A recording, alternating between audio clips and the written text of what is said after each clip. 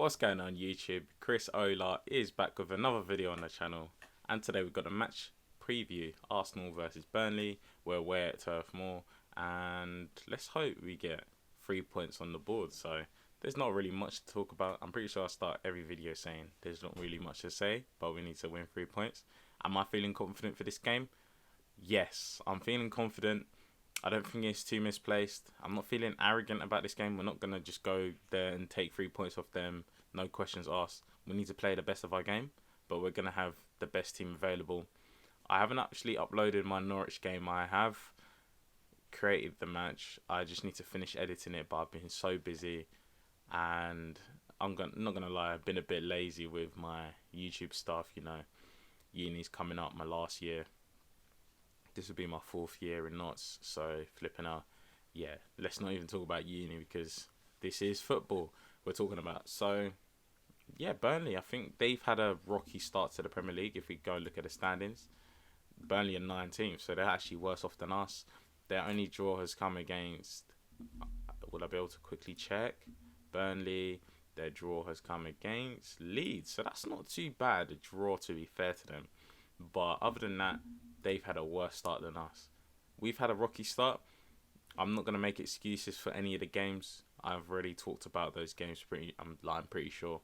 As for Burnley, I've not really been watching them too closely, so I have no idea why they've struggled against Newcastle. Okay, United are a big team. Wait, am I even going too far? So Everton. Oh, wait, where am I even talking? What am I doing? Wait a second. I'm so confused. Okay.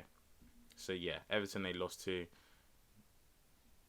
Liverpool, yeah, they were expected to lose. Brighton have been playing well. So, you know, it is what it is. They're now going to play here. So, you know, fair enough to Burnley.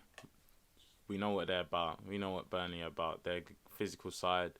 You know, they're not going to necessarily play off the park. Even I was watching that Everton game.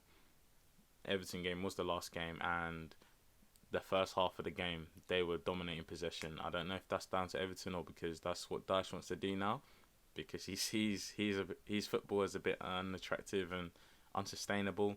But you know, Burnley were playing ball. They were passing out from the back. You know, they've got Tarkowski, who's adept at passing out of the back. You know, he's a decent ball playing centre back. He sees himself as that, not just some all action no nonsense.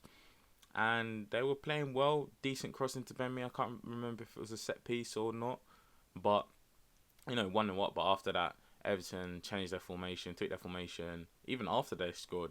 But, yeah, Everton just blitzed them. And I'm hoping we can do the same to Burnley because the difference in quality between our side and Burnley's side, you know, there's a massive difference. And really and truly, we shouldn't be going there. I'm not saying we shouldn't struggle because we're not the most physical side, even though our backline has improved defensively as well as physically. But you know what Burnley are about. They're going to give you that test, and we're not always prepared for it. I hope we are this time round. So as usual, I'm gonna sort out this lineup. We'll just put the players in, talk about why we want to play them, and we'll just go from there. In net, I want to see Ramsdale again. I feel like he's very, very vocal. He's very, very commanding for his box, and we're going to need that. Burnley, a team that loves to lump in balls, you know, cross from left, right, centre, everywhere from the pitch. We're going to need a vocal and commanding keeper, and I don't feel Leno is that. I feel Leno's flaw, apart from his distribution, but if we're talking about traditional goalkeeping, is being commanding, being, you know, that safe set of hands, you know, a cross goes in the box, he's going to claim that. I feel Ramsdale is definitely much better at doing that. Whether or not he's good or to a good enough standard is up for debate, but I feel like out of the choice of the two, definitely want to have Ramsdale. He kept a clean sheet 2 games in a row. Let's reward him. You know, you play your players on merit, on form. We shouldn't chuck in Leno back in just because he is our so-called number one. If Ramsdale's playing well, we continue to play him. Tomiyasu at right back, very solid debut against Norwich, and I don't know if you guys can hear that, but my sister flipping out. But as I was saying, very solid debut against Norwich. He won all but one of his aerial duels, so that's like 7 out of 8. which is amazing, and we're going to need that against Burnley. We're going to need that physicality. We're going to need that height, that aerial presence. It's a no-brainer. He's our best right back. He should play. Ben White at right centre back. This is going to be a big test for him because his one big flaw, like one massive flaw, is his aerial presence, his aerial ability. He doesn't tend to win most of the duels that he contests. And, you know, Burnley, I've said it 100 times, this is what they're about. Crossing, physicality, English proper Brexit football. So, Ben White, big test for you. I'm hoping he can arise to it. And he'll have Tomiyasu as well as Gabriel, who I may as well put in now. He'll have Gabriel to give him a helping hand because, you know, the defence is a unit. They're not all playing for themselves. They're playing together. So where Ben White is weak at, we need other players to step up and be very strong at. Although it would be ideal if everyone in the back line was good aerially. But Gabriel, this will be a test for him as well. And I'm sure I trust him to pass the test with flying colours. Very physical, very decent in the air. He's not a monster in the air, but he can definitely grow into becoming a monster in the air. And we just need him to be solid today. He was solid against Norwich. He saved us a few times. Continue to do that. Keep playing and build a formidable partnership with Wyatt. Tierney at left back, no brainer. He's our best left back. He's fit. He needs to keep staying fit. You know, he offers us, or he can play as an outlet on the left hand side when, you know, we're being pressed, because, you know, I don't need to explain how we play, but Tierney's always the widest left or the highest left, whatever you want to call it, when we're building up. And, you know, he's going to have another good game. He's one of those players you rely on to drop consistent 7 out of 10s minimum. Very, you know, good performer, good consistent performer when he's fit. And, you know, he's a good player to have in the dressing room. So, Tierney at left back. Thomas Partey coming into the pivot, you know, we need him. We saw how our levels elevated when the guy came on. Honestly, this guy he's a world-class midfielder. Like, I'm not even going to be shy. I'm not going to shy away from saying it, because he is a world-class central midfielder, and we have missed his type of, you know, we've missed his presence in the past season and in the start of this season, because he's just so good. He's honestly so good. I don't need to sing his praises for hours and hours on end. So, you know, Thomas Partey is going to play, hopefully stay fit, because we need him to stay fit this season if we've got any chance of getting the top 6. Lokonga next to him. I don't know how this dynamic is going to work, but I'm definitely interested to see. Lokonga, I don't feel he should be starting week in, week out. He's not that ready yet, but there's no Xhaka. And I more than trust Lokonga to come in and, you know, do a very good job. He's played well against Brentford. He played well. Well, he played decent. He was probably one of our better players. Norwich, he played very well. City, he didn't play. West Brom, he didn't play. Chelsea, he was all right. He wasn't too bad. So I expect him to, you know, put another decent performance in. He's getting minutes. He's going to have Partey next to him. So that's one of the best central midfielder partners to have mentoring you. So, yeah, no, Lokonga to start, and he should have a good game. On the right, Saka. This is a difficult one for me, but watching Pepe is so frustrating. I feel like with Burnley, they don't play a deep block. They're going to play a mid-ish block, and they might try and press us. Well, they'll keep pressing us till, you know, we hopefully surpass the press a few times and they eventually give up with pressing. But we need Saka. We need Saka on the right wing. That's his best position. We need our right wing to be a good outlet, because the right wing is going to be the highest right. And, yeah, like I said, we need them to be our outlet, and any outlet needs a very good touch. Honestly, Pepe's first touch is so frustrating. It's so hard to watch. And even the match reaction, the bench cam, seeing Arteta just like up in arms at the touch, not the shot, not his willingness to drive forward, the touch, like, that's just basic football. And we create more chances if our right winger has good ball control, because he picks up that ball. Ben White pings a nice long ball, or whether it's Tomiyasu or Partey or whoever, because we've got so many technical players at the back in the first and second phase that are able to launch a long ball to our right wing, our left wing. take a good touch and we create a chance from that. I feel like with Pepe, we're missing that aspect of the play, and I feel like our system is going to rely on that as an avenue of creating chances, as well as creating chances in other methods or other ways, so other patterns of play. That's what I was looking for. So yeah, Saka at right wing, don't really need to say too much more than that. Alright, Odegaard at attacking midfield. I feel like, yeah, Odegaard, no brainer. We're going to need him to be dropping in deep, helping with the deep block. Sorry, not deep block, helping with the build up, getting my words mixed up a bit. And, you know, we paid 30 million for him. It's not that big. It's not a big money move, but we need to be playing him.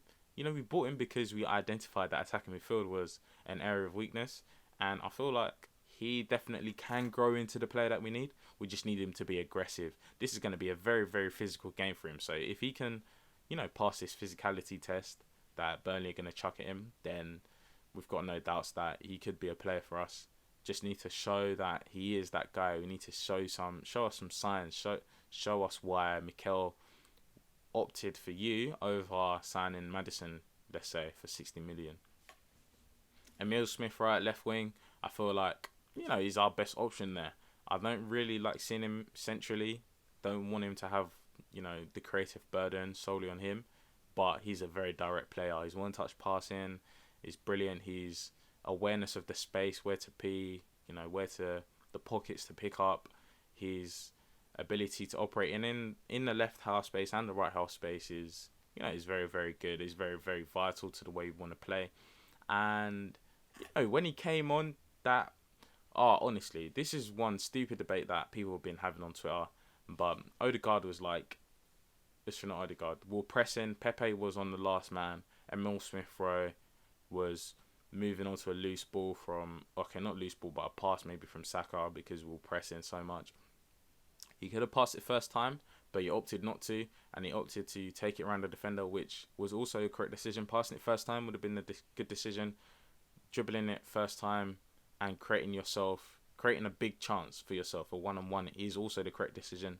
Very poor finishing, but it is what it is. I felt like, you know, he came on, he was looking sharp, but clearly lacking match fitness. He was clearly lacking match fitness, and, you know, he needs to play more. The more he plays, the better he will get. He's still only 21, I believe, 21 maybe. Don't quote me, but he's under 23. And we know the end product comes when you're 22, 23, 24, moving on from that. So he needs to keep playing, keep putting these players in the situations. That's what coaching is about, really. That's what training is about. You put your players in situations where, you put your players in situations where they're going to be able to know what to do, and they'll do it so many times that they will be able to do it without thinking, so their decision making will become faster, they'll become more efficient at it. If you're not spending or wasting time thinking about, should I do this, should I do that, and you'll just do that autonomously, then you're going to be much better at it. And, you know, that's the case with finishing. Get our front three, Saka, Emile Smith-Rowe and Odegaard, in and around the box in the final third more often, creating more chances for them. They're going to score more at a higher volume, at a higher percentage, because they're so used to doing it, because it's going to come autonomously to them. And yeah, that's it. Instead of creating that one chance in the game and, you know, banking on us scoring one big chance, you know, create plenty of opportunities. And yeah, we'll see our output across the front four increasing. Our striker, that's a tough one. You know, I'm just gonna go for Aubameyang. It's a tough one because I do prefer Lacazette for the way we play, because our striker needs to be able to drop deep. But I also want to be able to trust the front three behind Aubameyang, as well as the pivot, to create enough chances to be competent in the build-up, that you don't need the extra striker. I don't feel like it's absolutely necessary to be building up with all 11 players in the team. But that's a conversation for another day. So I'm going to stick Aubameyang up there. He scored the winner against Norwich, our only goal. Hopefully he can kick on and keep firing. But, you know, that's the lineup. I feel like I've spent a long time on this video. I'm going to need to crop it down. I will get better at, you know, recording these match previews. I do feel confident. Confidence isn't an issue. It's just I'm making these videos off the dome, and I need to formulate my sentences correctly. Maybe I need to write a few notes beforehand, I don't know, but I feel like it's better to spit my raw thoughts, you know, like I said, off the dome